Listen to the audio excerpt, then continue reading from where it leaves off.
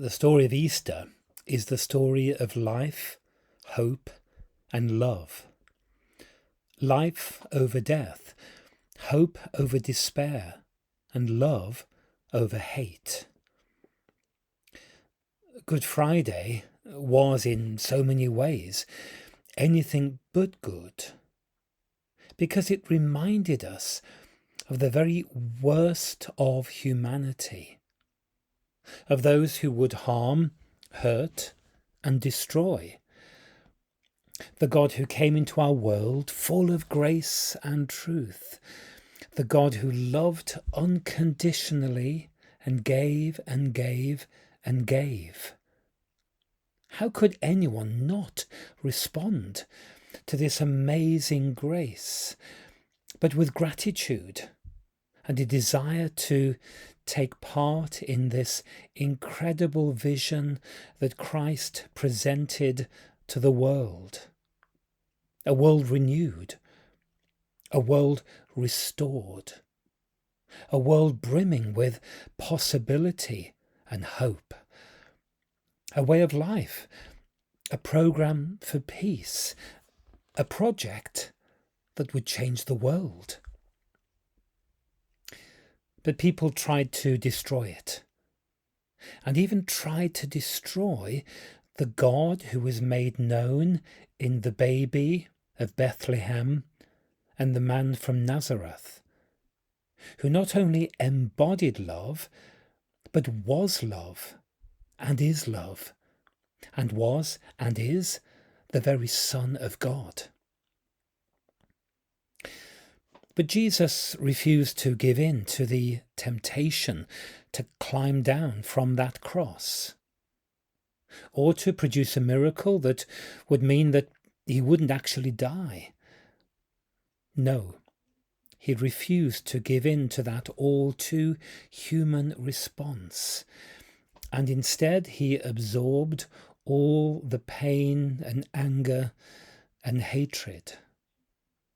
He became a man who was no longer active and doing things, but instead he waited and allowed things to happen, terrible things to be done to him, allowing himself to be crucified. And in doing so, he shifted the narrative. He changed the story from violence to peace, and from despair to hope.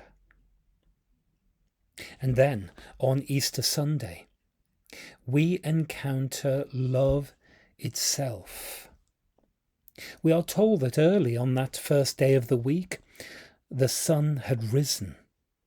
Yes, it had risen. Yes, he was risen, Jesus. No longer dead, but alive.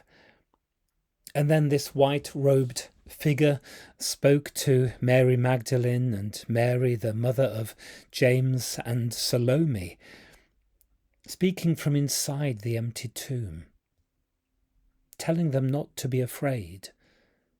No, don't be afraid, because there is another way.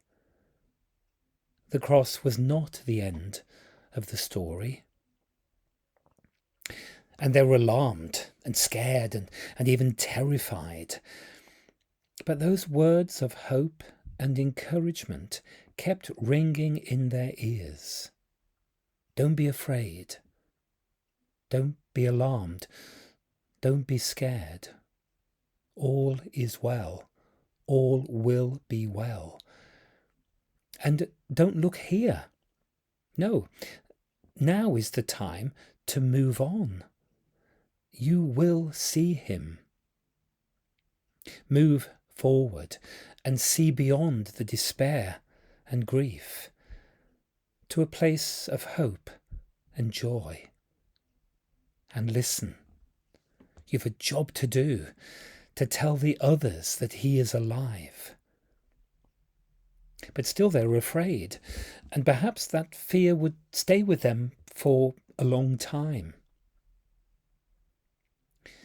So it is with us. Maybe we too are in a place of fear or despair or grief. Maybe we too feel that there is little to hold on to. There's little to live for. Maybe we wonder what the point of it all is. But then the words from inside the empty tomb keep coming back to us. You will see him. You will see him.